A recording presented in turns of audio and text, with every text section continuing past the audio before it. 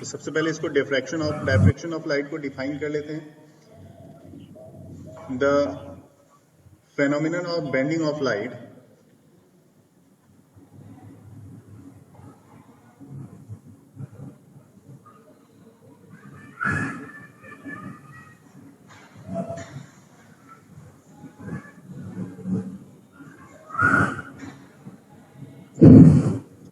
around the corner of an obstacle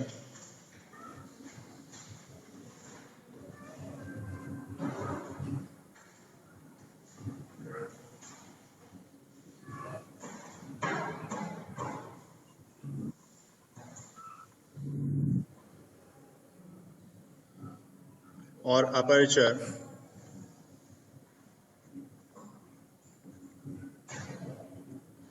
is called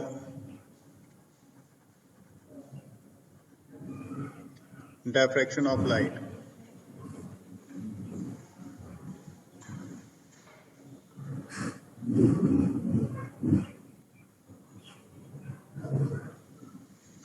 जैसे मान लो आप जहां पे भी बैठे हो, लाइट तो ऑन होगी कहीं ना कहीं की, और उस लाइट के ऑन होने से एक जैसे सनलाइट होती है, और सनलाइट के से कोई लाइट जब अंदर की तरफ आती है जिसको डिफ्यूज सनलाइट हम लोग बोलते हैं, या आप जहां बैठे हो वहां पे आप पे जो बल्ब या ट्यूबलाइट की लाइट पड़ रही होगी, उसके कारण उसकी जो एक शैडो बन रही होगी, जस्ट नीचे की तरफ एक शैडो बन रही होगी बेंड होने के बाद, उसको बोला जाता है डायफ्रैक्शन ऑफ लाइट, है ना।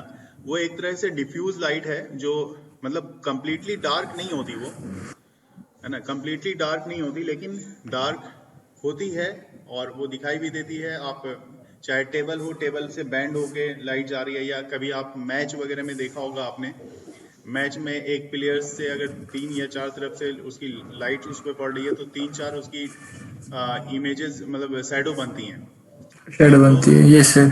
वो जो है वो एक तरह का डायफ्रैक्शन के फॉर्म में वो बनता है। देखिए यहाँ पे due to bending of light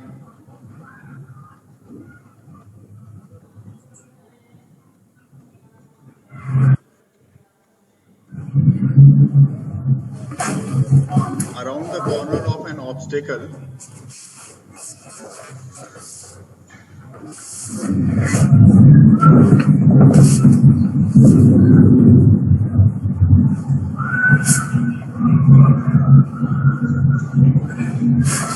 or aperture, the light deviates from its straight line path.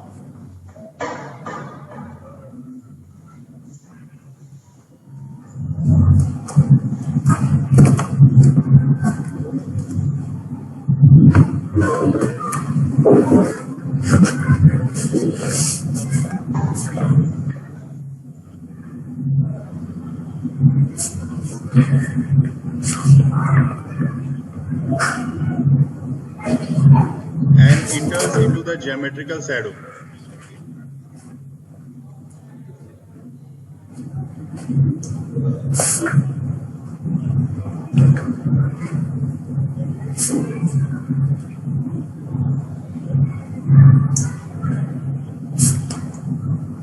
सबसे पहले तो यहाँ पे जो चीजें हैं वो क्लियर हैं कि भाई due to bending of light around the corners of an obstacle, जो भी कॉर्नर्स हैं उसके ऑब्स्टिकल से बेंड होने के बाद या अपर्चर से बेंड होने के बाद लाइट डेविएट्स हो जाती हैं इट्स स्ट्रेट पाथ लाइंस, अपने जो स्ट्रेट पाथ लाइन में वो आ रही थी उससे वो डेविएट हो जाती है और इंटर कर जाती है ज्योमेट्रिकल शैडो में ऑफ द ऑब्स्टिकल के ज्योमेट्रिकल शैडो में। तो मैं आपको सबसे पहले दिखाऊंगा ज्योमेट्रिकल शैडो होता क्या है। देखिए कोई भी स्लिट जब आप लेते हो यहाँ पे, और स्लिट इस तरह का स्लिट बना दिया आपने, और लाइट यहाँ से सोर्स यहाँ से आपने प्रोड्यूस कराई, सोर्स ऑफ लाइट जो भी है आपकी, यहाँ से जब लाइट जाती है तो ये स्लिट कैसा होता है, स्लिट कुछ इस तरह का होता है, बिल्कुल शार्प ऐसा बना हुआ, इधर से भी ये शार्प इस तरह से बना हुआ। तो लाइट जब जाएगी तो यहाँ पे इस जगह पे स्क्रीन आप ले लो, तो स्क्रीन पे इस पोजीशन से यहाँ, इस पोजीशन से इस पोजीशन तक आपको लाइट दिखेगी, यहाँ से यहाँ तक लाइट्स आपको दिखेंगी। तो यहाँ पे आपकी लाइट होगी, लेकिन इसके अलावे ये जो पोर्शन है आपका बनेगा, ये पोर्शन और ये पोर्शन आपका बनेगा ज्योमेट्रिकल शैडो।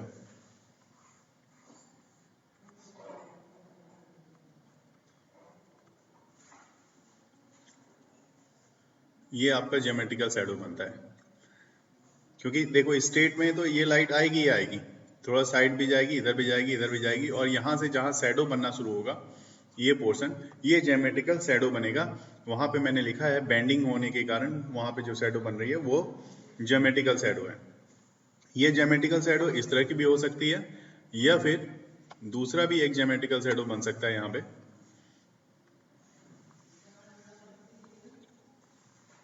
जब आप डिस्टरबेंस जो है बीच में ही लगा दो, यहां पे लगा दो, और सोर्स यहां पे रख दो, आप सोर्स ऑफ लाइट यहां पे रख दो, तो ऐसे केस में क्या होगा, जो अगर आप स्क्रीन यहां पे लेते हो तो ये लाइट इस तरफ और इस तरफ आपको मिलेगी, है ना, यहाँ पे लाइट आपको मिलेगी, इधर भी लाइट मिलेगी, बीच में जो शैडो बनेगी, यहाँ पे जो बनेगा, ये इस बार आपका जियोमेट्रिकल शैडो बन जाएगा।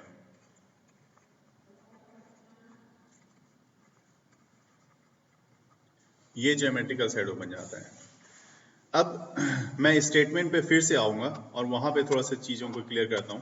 देखिए यहाँ पे क्या कहा गया है कि जियोमेट्रिकल के शैडो के साथ द बेंडिंग और diffraction of light becomes much or more pronounced when the size of the obstacle or aperture, ये जो साइज है ऑब्स्टेकल या एपर्चर की, है ना, वो कितनी होनी चाहिए, comparable to the wavelength of light. Wavelength of light मतलब 10⁻⁶ मीटर, कितनी छोटी हो सकती है ये आप समझ सकते हो, तो इतनी छोटी होनी चाहिए, ये ध्यान में रखेंगे।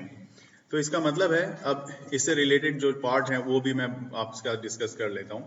इसका मतलब यहाँ सर एक सेकंड सर, वो डायग्राम नहीं सर, मैंने पूछना ये था मुझे कि आपने पिछले केस में ऑब्स्टेकल क्या लिया था। हाँ, इस तरफ लाइट इधर जा रही है, इधर जा रही है, लेकिन इस बार ऑब्स्टेकल मैंने सोर्स के बिल्कुल सामने रख दिया ऑब्स्टेकल को, और उस बार मैंने सोर्स के सामने मैंने होल ले लिया था, स्लिट को ले लिया था सोर्स के सामने। इस बार इस समय यहाँ मैंने स्लिट ले लिया था, और यहाँ पे सोर्स के सामने ही मैंने ऑब्स्टेकल ले लिया। तो यहाँ पे हमारे पास कंक्लूजन क्या निकल रहा है, thus the smaller the size of the obstacle,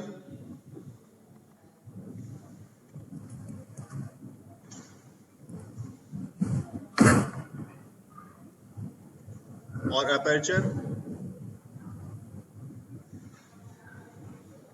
the greater is the bending of light,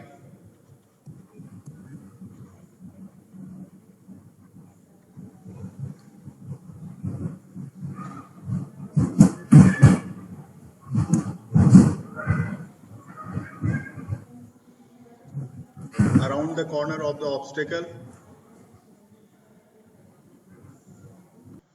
तो यहां से तो ये चीज तो क्लियर हो गया कि बेंडिंग ऑफ लाइट कॉर्नर से होगी तो obstacle.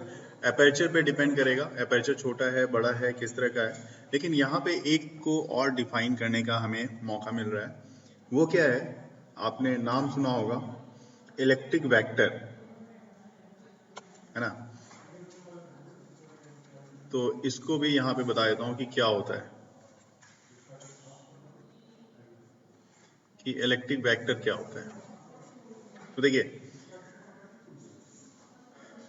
The optical effect of light wave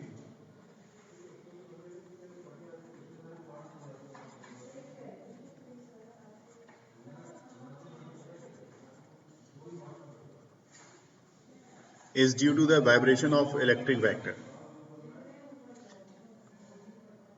मतलब ये चीज क्लियर हो गया कि optical effect of light waves किस कारण से होती है, due to the vibration of electric vector. Electric vector के वाइब्रेशन से यहाँ पे ऑप्टिकल इफेक्ट, लाइट की ऑप्टिकल इफेक्ट वेव की देखने को आपको मिलती है।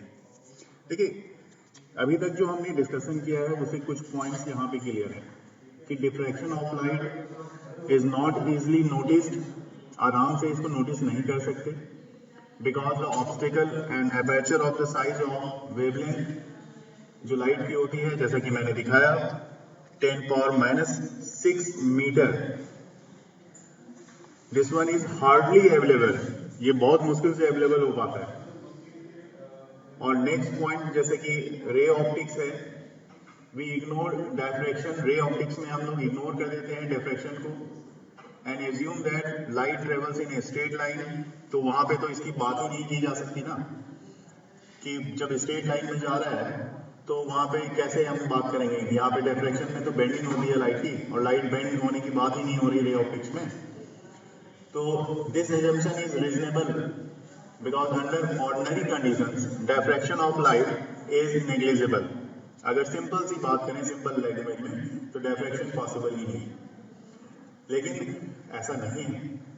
और जब तक स्मॉलर साइज है ऑब्स्टेकल की या अपर्चर की, जैसे कि वहां पे हमने देखा स्लिट्स जो होता है उसकी अगर साइज जो जितनी छोटी होगी उतनी ही ज्यादा बेंडिंग होगी लाइट की। एक छोटे से एग्जाम्पल में अगर हम समझना चाहें, मान लो कि यहाँ पे हमारे पास एक गेट बना हुआ है, ठीक है, बहुत ही छोटा सा एक एग्जाम्पल लेके मैं समझाना चाहूंगा कि यहाँ पे एक मैंने गेट बनाया है और इस गेट से आदमी अंदर और बाहर आ जा सकते हैं, ठीक है, मैंने गेट बना दिया और इससे आदमी जो है अंदर बाहर आएंगे जाएंगे। अब यहाँ पे क्या है कि मैंने मान लो एक आदमी को ले लिया, तो एक आदमी बिल्कुल सीधा इधर से आएगा और दूसरी तरफ निकल जाएगा, ये बात समझ में आती है। लेकिन अगर यहाँ पे मैंने बहुत सारे आदमियों को ले लिया, एक दूसरा आदमी ले लिया यहाँ पे और भी तीसरा आदमी ले लिया, और गेट अभी भी एक ही है, गेट चेंज नहीं हुआ, और इस तरह से बना के मैंने लगातार यहाँ पे 5-10 आदमी भर दिया और सबको एक साथ मैंने यहाँ पे कहा कि जाओ जी निकल जाओ दूसरी तरफ। तो आप समझो कि जब ये दूसरी तरफ निकलेगा तो हो सकता है कोई इधर जाए कोई उधर जाए, तो मतलब ज्यादा से ज्यादा बेंडिंग होगी। तो एक साधारण से लैंग्वेज में ये समझ सकते हैं हम लोग कि आदमी अगर एक छोटे से गेट से बाहर निकलेगा, जैसे बहुत बार आपने देखा होगा अगर प्लेटफॉर्म पे ट्रेन आती है, ट्रेन जैसे रुकती है तो कैसे लोगों की गैदरिंग होती है, एक गेट छोटे से गेट से कोई इधर निकल रहा है कोई इधर निकल रहा है कोई इधर कोई सीधा निकल रहा है।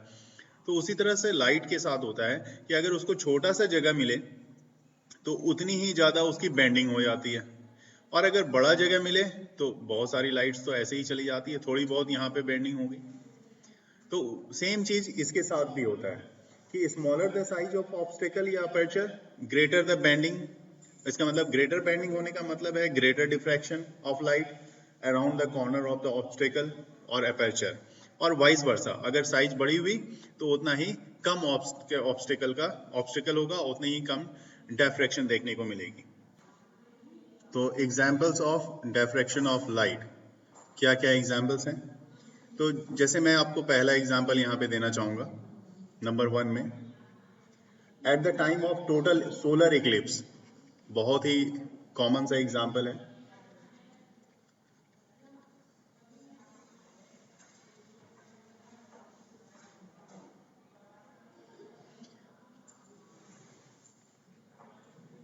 इक्लिप्स, सोलर इक्लिप्स में आपको क्या देखने को मिलता है?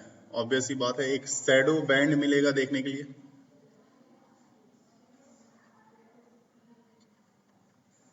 Shadow band are seen on अर्थ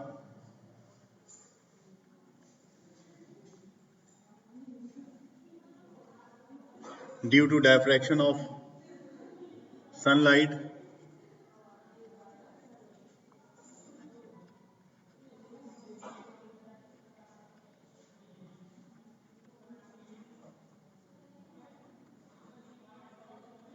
ठीक है, क्योंकि मान लो आप क्या देखते हो कि इस तरह का एक पैचेस मिलता है, अगर आप वहां पे देखोगे तो सराउंडिंग्स में इस तरह का व्हाइट वाला एक सर्कल आपको दिखता होगा, है ना, at the time of solar Eclipse.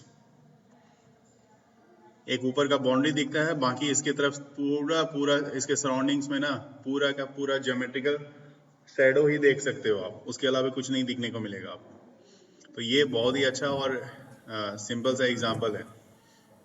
दूसरे एग्जांपल में बात कर लें तो बहुत सारे ओपेक ऑब्जेक्ट हैं, उसके सराउंडिंग्स में भी डिफ्रैक्शन देखने को मिलेगा। जैसे कि shadow of diffraction pattern of disc है ना, डिस्क का शैडो आप देख सकते हो यहाँ पे। मान लो कि यहाँ पे मैंने क्या बनाया, एक डिस्क बना देता हूँ, देखना बात समझना। यहाँ पे एक डिस्क बना दिया मैंने और इस जगह पे एक स्क्रीन बना देता हूँ मैं, देखो एक इस तरह का मैंने स्क्रीन बना दिया, ठीक है। और ये क्या है, ये सॉलिड डिस्क है और सॉलिड डिस्क से जब लाइट आप यहाँ से पास कराओगे ना, और लाइट यहाँ से पास करेगी ऐसे ही होती हुई,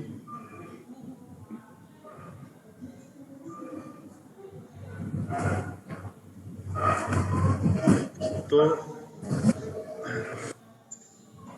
इस सेंटर में, यहाँ पे सेंटर पे एक ब्राइट स्पॉट देखने को मिलेगा, ठीक है। सेंटर पे क्या देखने को मिलेगा, यहाँ पे आपको ब्राइट स्पॉट, ये होगा आपका ब्राइट स्पॉट। और ब्राइट स्पॉट के बाद इसके सराउंडिंग्स में अगर आप देखोगे ऐसा, तो ये एक शैडो के फॉर्म में दिखाई देगा, ठीक है। ध्यान से अगर आप देखोगे तो ये एक शैडो फॉर्म में दिखेगा। तो ये शैडो क्या है, यही तो ज्योमेट्रिकल शैडो है। तो ये आपका हो गया शैडो जो डिफ्रैक्शन के कारण बन रहा है। इसके कॉर्नर, ये जो कॉर्नर है यहाँ से डिफ्रैक्ट होने के कारण इसके सराउंडिंग्स में बन रहा है। तो ये चीज आपको देखने को मिलेगा। तो bright dark circular fringes beyond the shadow, the bright spot at the centre of the shadow is due to the constructive interference. ये ब्राइट वाला जो बन रहा है, ये किसके कारण बन रहा है, ड्यू टू कंस्ट्रक्टिव इंटरफेरेंस। तो यहाँ पे मैं लिख देता हूँ कि due to constructive interference.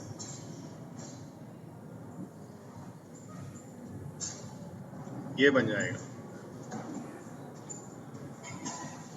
The shadow produced when a razor blade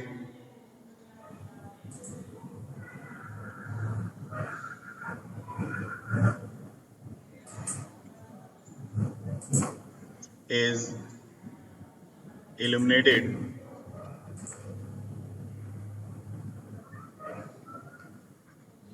by a monochromatic point source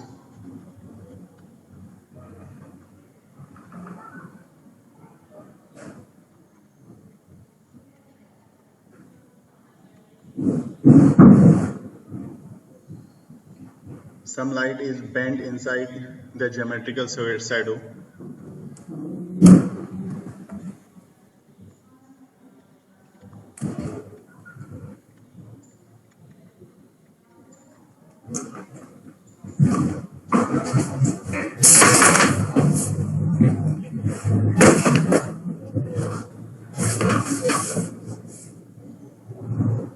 The reason that would be totally dark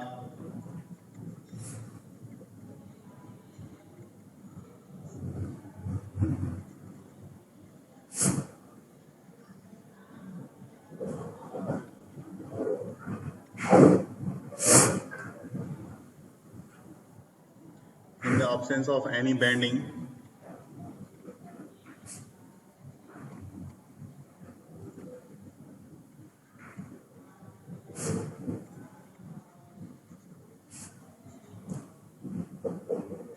Near the edge of the shadow,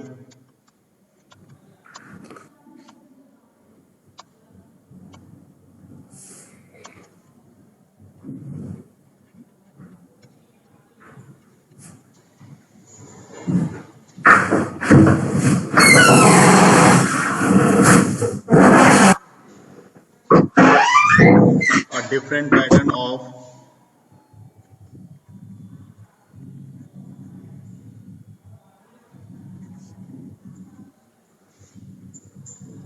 bright and dark band appears.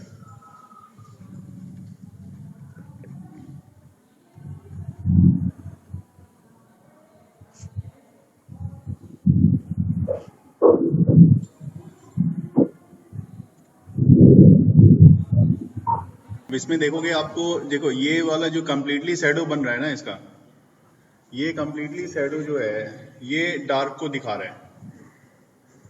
ठीक है, जी जैसे sir. बाद में यहाँ पे हम लोगों ने लिखा भी था, तो ये कम्प्लीटली शैडो जो है ये डार्क को दिखा रहा है। ठीक है और सर। दूसरा जो आप देख रहे हो, इसके ऊपर में देखो बहुत सारे बेंडिंग के कारण बहुत सारी अलग अलग ओरिएंटेशन बनती हुई दिख रही है ना।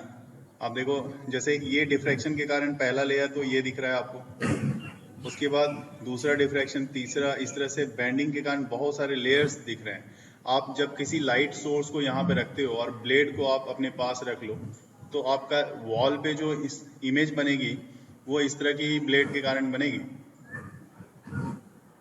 इवन इसके अंदर में जो इस शेप्स हैं ये भी बेंडिंग, इसके बेंडिंग के कारण बन रहे हैं। इसके ओरिएंटेशन बेंडिंग के कारण ही अंदर में भी जो है ज्योमेट्रिकल शैडो बनने को यहाँ पे दिख रही है हमें। ठीक है ना। Yes sir. इसके साथ साथ यहाँ पे एक और पॉइंट्स मैं आपको बताना चाहूंगा। जो फोर्थ पॉइंट है, it is due to diffraction of light that the image of stars in a telescope do not appears as sharp point but appears as diffused spot। क्योंकि स्टार को भी आप देखते हो तो स्टार में भी इस तरह का थोड़ा सा ब्लडनेस होती है।